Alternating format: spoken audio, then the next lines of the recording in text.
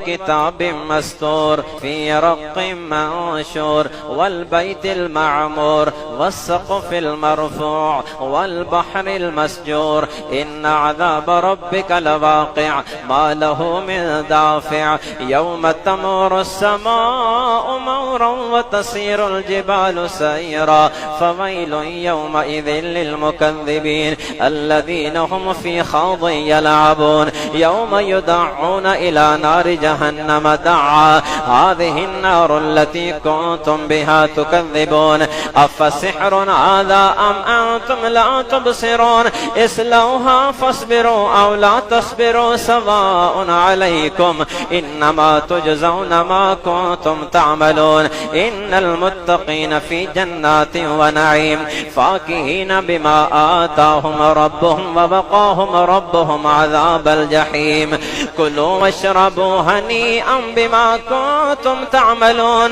متكئين على سرر مصفوفة وزوجناهم بحور عين والذين آمنوا واتبعتهم ذريتهم بإيمان ألحقنا بهم ذريتهم وما ألتناهم من عملهم من شيء كل امرئ بما كسب رهين وأمددناهم بفاكهة ولحم مما يشتهون يتنازعون فيها كأسا لا لغو فيها ولا تأثيم ويطوف عليهم غلمان لهم كأنهم لؤلؤ مكنون وأقبل بعضهم على بعض